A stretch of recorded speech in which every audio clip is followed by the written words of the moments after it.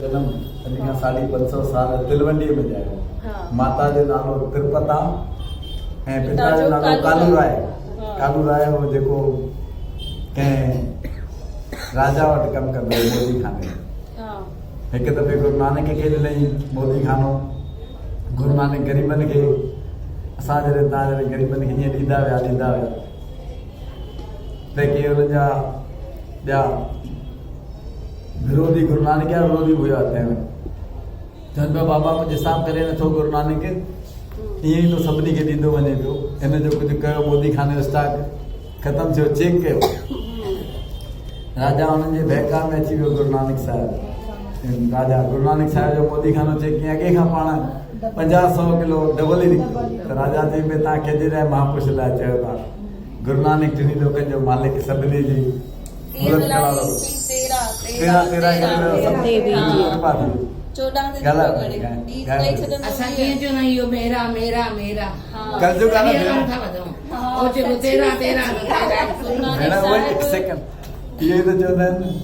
मेरा मेरा करके मेरी मेरी करके जन्म कयो। चंद्र आखिरी सतनाम संगे वाहिगुरु संगे बाबा अवतार संगे राजा हो पाण हुन गुरु नानक खे सुञातो। कालू खे चई जेको बि नुक़सान करे गुरु नानक मुखा भराए। गुरु जी साथ संगत चवंदा आहिनि वाहिगुरु संगे सतनाम संगे बाबा अवतार संगे झूलेलाल संगे। कोई न चवंदो आहे घरवाली संगे बेटा संगे बेटी संगे बंगला संगे कार संगे पोता पोती संगे बंगला संगे कोई न चवंदो आहे गुरु जी साथ संगे। त कंहिंजे लाइ था कयो गुरु बाबा। वरी मां वेनिती कयां थो 2 टिनि हफ़्ते अंदरि रखो वाहिगुरु ते संगत ते 5:30 खां 6:30 शाम जो अमृत वेला चालू कंदो मां हिते टीवीअ ते वेंदा उहो ईंदो भाई साहब जजोरी कुझु ओरिजिनल अमृत वेला शाम जो चालू कंदो। जे सुबुह संगत नथी अची सघे शाम जो हाज़िरी भरींदी उन्हनि लाइ सुठो आहे। अमृत वेला शाम जो जपियो आहे सुबुह जो पोइ नाम जपणो आहे।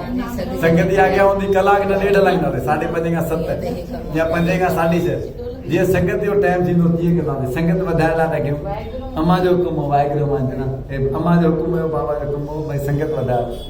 संगत ऐं बि दरबार तव्हांजी अथव दरबार वधायो गुरु जी साहिब। दरबार तव्हांजी अथव मुंहिंजी दरबार न आहे। हे संगत जी दरबार आहे मां चवंदी। हिन करे जीअं अमृत वेला चालू कंदो मां अनाउंसमेंट चालू कंदुमि दर्शन ॾिजो कृपा करे कलाक।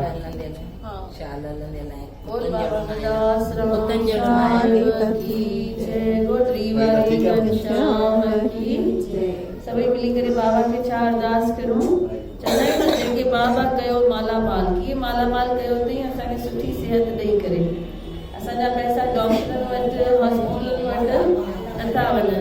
जंहिंजा बि वञनि था पैसा उहे मंदिर में वेहण जो टाइम वधाइनि त पंहिंजो पाण ई हॉस्पिटलनि जा पैसा बचंदा। पंहिंजो पाण ई दवाउनि जा पैसा अगरि 2 कलाक ईंदा आहियूं सॼे हफ़्ते में सत्संग ते त हाणे 4 कलाक करे छॾियो आहे। ॾिसो बराबरि पैसा घटिजनि था या न उते। सभई मिली करे अरदास कयूं बाबा हलंदी हलाए शाल हलंदी हलाई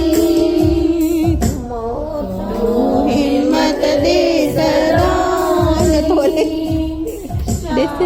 शाल हलंदी हलाई तू हिम्मत दे सदाई मूंखे मोहताज कहजो तू कॾहिं न बणाई बाबा हलंदे हलाई बाबा हलंदे हलाई हथड़ा चूड़ी चवां थी अर्ज़ रोई कयां थी नाहे कोई किरे जो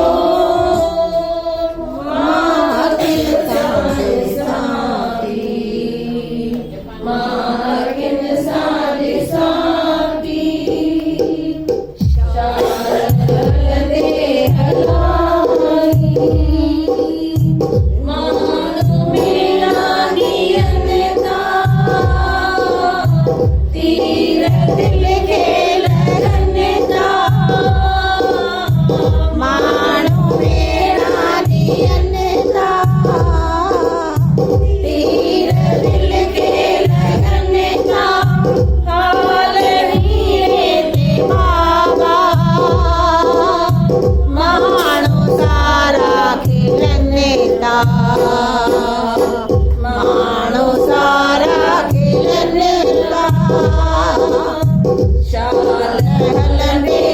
भलाई तू हिम्मत रे सदाई मोखे मोहताज तेजो तू करे ना भलाई बाबा रे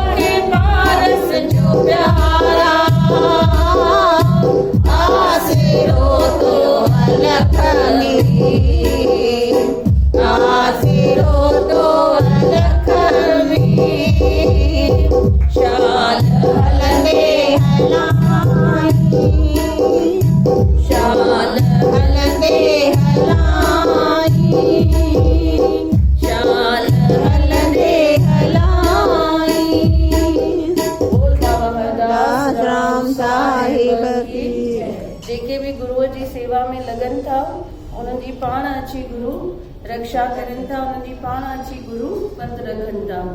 अमां बि ॾिसो लास्ट में तबियत एतिरी ठीक न हुयनि, हली न सघंदा हुआ त कीअं वीचारा गोॾनि ते अची करे पाठ साहिब खे अटेंड कंदा हुआ। देखा था वर्सी पे, वर्सी पे जब यहाँ पे आए हली न पिया सघनि, गोॾनि जे बल ते अची करे पंहिंजो पाठ साहिब जो सब ॾिसनि पिया भई बराबरि पढ़जे थो, जेको बि सार संभाल आहे करनि पिया। वाघोली में बि आया बराबरि।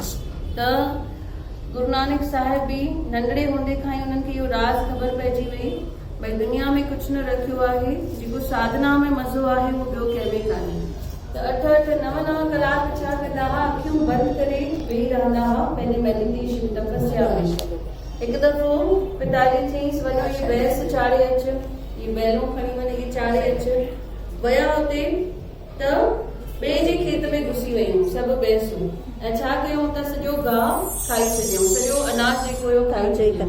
विया किसान वञी करे हुते कंप्लेन कयूं पंहिंजे पिताजी खे चई सॼो ॾिसां ॾाढो घणो नुक़सानु थियो आहे।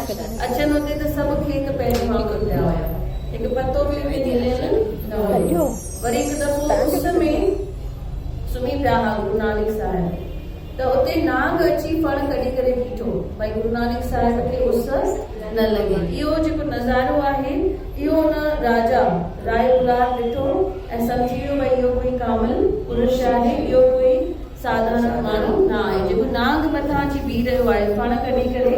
छो बीठो आहे भई हिननि खे उस न लॻे। त ॾिसो उन्हनि पंहिंजे पाण खे ध्यान में विझी छॾियो त उन्हनि जी रक्षा केरु करे पियो, साक्षात खुदा अची करे भॻवानु अची करे उनजी रक्षा करे पियो। त गुरुअ जे दर ते सेवा सिमरन कमु ईंदो ऐं सेवा सिमरन असांखे एंड ताईं कंहिंजो मोहताज न बणाईंदो, पर नम्रता बि खपे। नम्रता बि ॾिसो असांखे केतिरी रखणी आहे। गुरु गोबिंद सिंह जो एग्ज़ाम्पल खणो, उन्हनि खे कढी छॾियऊं किले मां ॿाहिरि, हली विया ॿिए जॻह ते, उते युद्ध थी। माना उन्हनि मुगलनि उन्हनि खे चीट कयो, चयऊंसि भई तव्हां लिखी ॾिनोसि भई तव्हां इहो महल ख़ाली कंदव, असां तव्हांखे कुझु न कंदासीं। वेचारनि महल ख़ाली कयो, लिखा पढ़ी करे वरितऊं, पर उन मुगल छा कयो, चीट कयो, माना पंहिंजी लिखत मां फिरी वियो। हाणे जीअं महल मां निकितो उनखे मारण लाइ निकितो, मुगल न गुरु गोबिंद सिंह साहिब खे मारण जे लाइ निकितो। पाण में ख़ाली 40 सिख हुयसि ऐं हे 10 लख माण्हू हुया जेके मुगल हुया। विया हुनजे पुठियां पुठियां चिमकौर में वञी पहुता, हुते भयानक युद्ध थी। हेॾा ख़ाली 40 सिख ऐं हेॾा घणा मुगल, 10 लख मुगल। त पंहिंजा 4 पुट हुयसि, 2 पुटनि खे मोकिली, चईसि वञो तव्हां बि वञी युद्ध करो। उहे 40 सिख ऐं पंहिंजा 2 पुट उन्हनि ॿिन्ही खे बि मोकिली, उन्हनि ॿिन्ही खे बि हुते शहीदी प्राप्त थी। त पंहिंजे सिख धर्म खे बचाइण जे लाइ